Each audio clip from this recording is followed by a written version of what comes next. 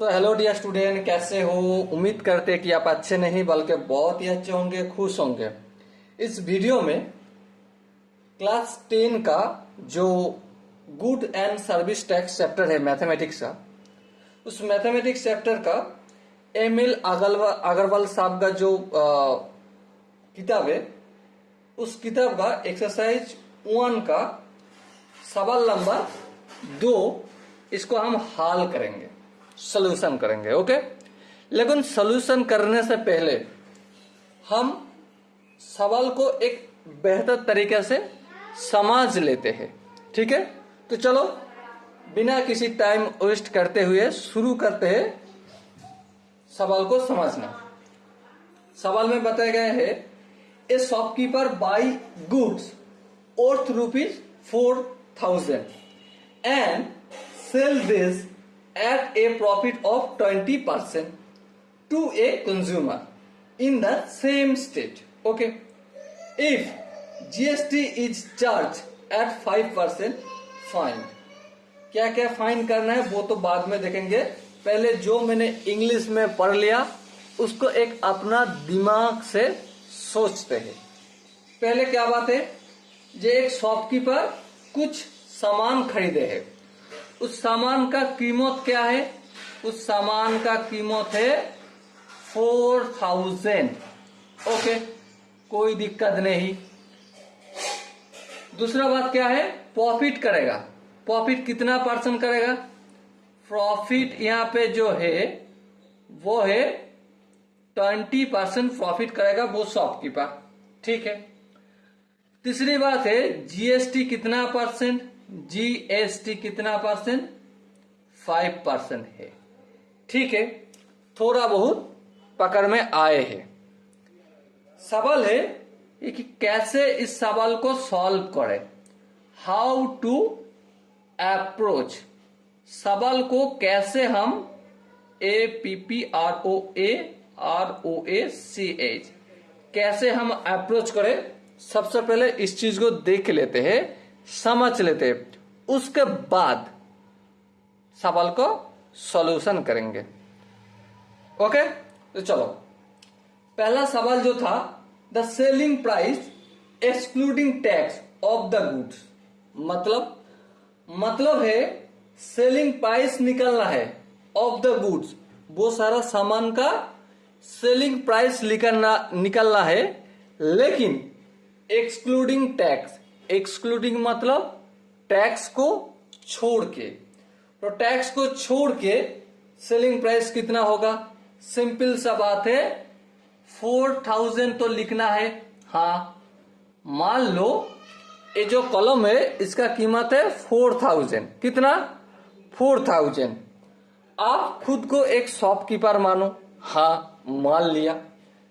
आप खुद एक शॉपकीपर हो, इस कॉलम को आपने खरीद के ले आए। ठीक है, खरीद के ले आए। कितने रुपए में ले आए? 4,000 में लेके आए। ठीक है, आप बेचोगे कितना रुपए में? सबसे पहले 4,000 रुपया तो होगा ही होगा। हाँ ठीक, उसके साथ साथ 4,000 रुपये का 20% हम लेंगे, तो 4,000 रुपये का 20%, 4,000 मल्टीपल 20%, दोनों मिला के जितना रुपया होगा वही होगा हमारा क्या है? Selling price. लेकिन ब्रैकेट में क्या लिखना है? Excluding tax. एक्सक्लूडिंग टैक्स, इसमें टैक्स नहीं जुड़ा गया है। इसमें क्या है?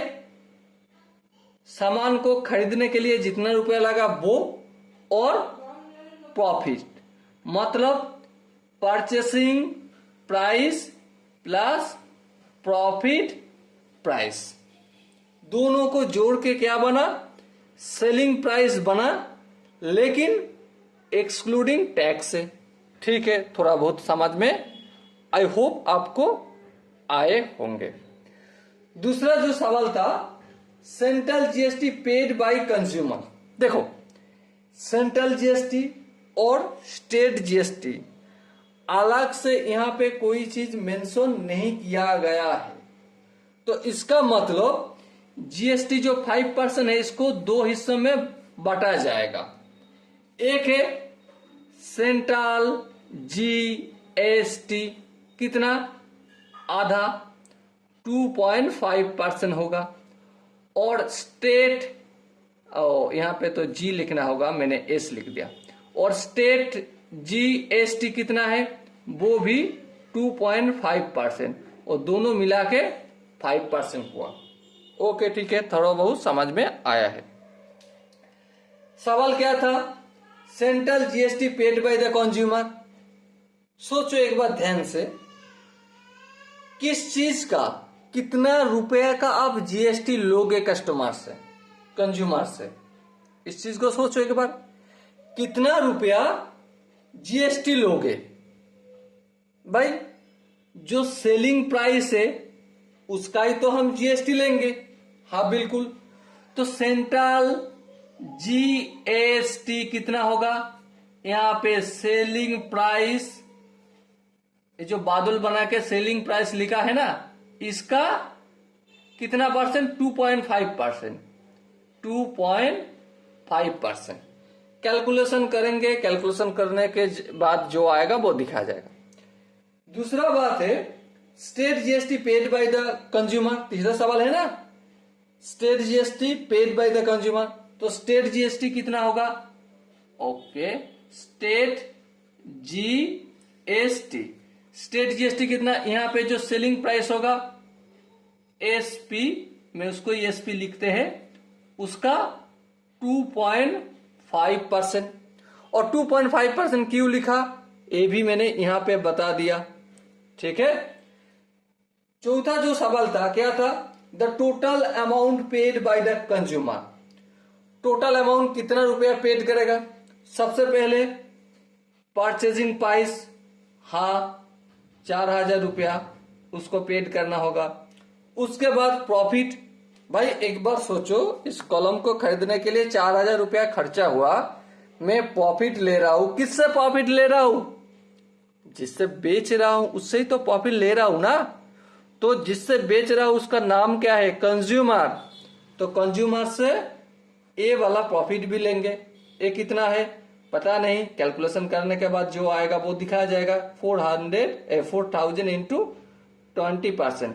ए भी कस्टमर से लेंगे, मतलब परचेजिंग प्राइस भी कस्टमर से लेंगे, प्रॉफिट प्राइस भी कस्टमर से लेंगे, और साथ ही साथ सेंट्रल जीएसटी और state GST, CGST plus state GST, ये चारों रुपया किससे लेंगे, कंज्यूमर से लेंगे।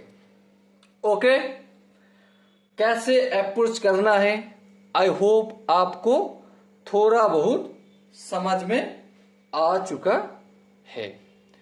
अब बात करते, एग्जाम्पल में ऐसे करोगे तो नंबर कट जाएगा, हाँ बिल्कुल कट जाएगा। तो एग्जाम में अगर फुल मार्क्स ले आना है तो हमें लिख लिख के करना है। टीचर को, जो एग्जामिनर है, जो किताब आपका जो ये है ना कॉपी देखेगा एग्जाम का, उनको तो समझाना है भाई, हाँ मुझे आता है और मैं किसी को भी सिखा सकता हूं, तो इसलिए तो लिख लिख के करना होगा। तो चलो टाइम को बिना वेस्ट करते हुए लिख लिख के कर लेते हैं। ओके, तो दूसरा सवाल नंबर 2, सॉल्यूशन। सॉल्यूशन, पहला सवाल क्या था, पहला सवाल था the selling price excluding tax of the goods.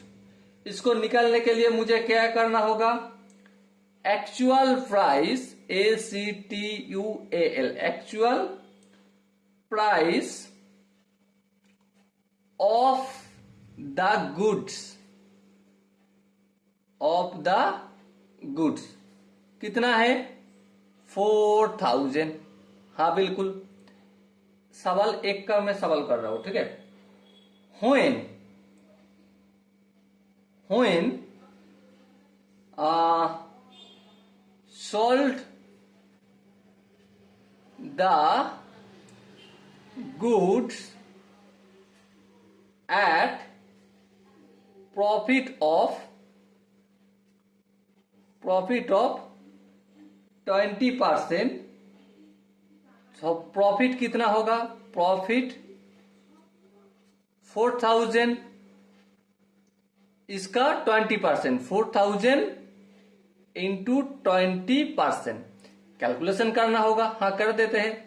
4000 into 20/100।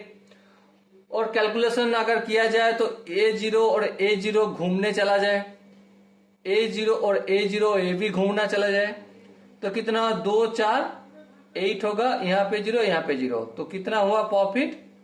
800 रुपया प्रॉफिट हुआ। तो इसी से हम बता सकते हैं the selling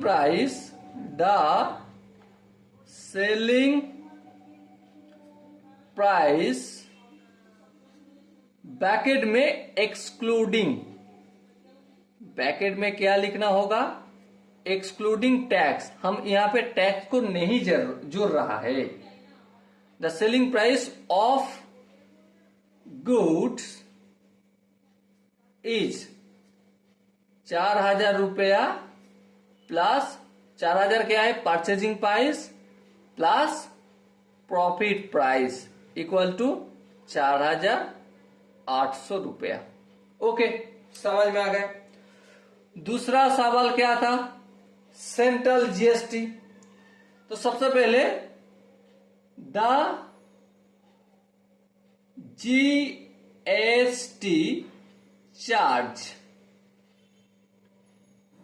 is, GST charge कितना है? 5%।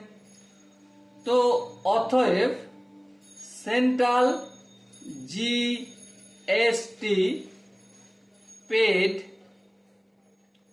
बाय कंज्यूमर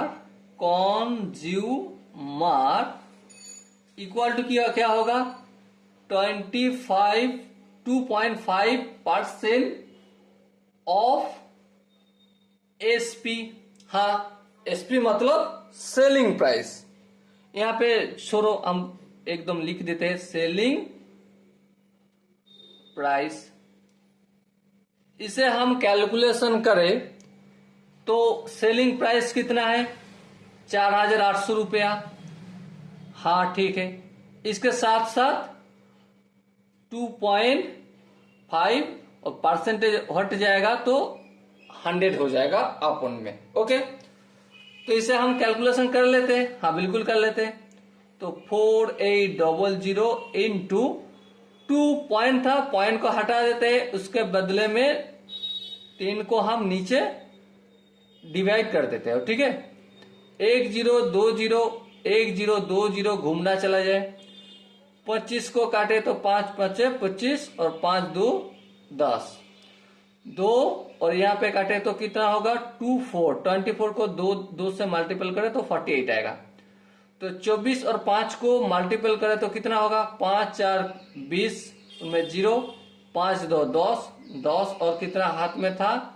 2 था, तो 120 रुपया। तो ठीक है, तो दूसरा सवाल जो था central GST paid by the consumer क्या होगा? वो 2.5% ऑफ सेलिंग प्राइस।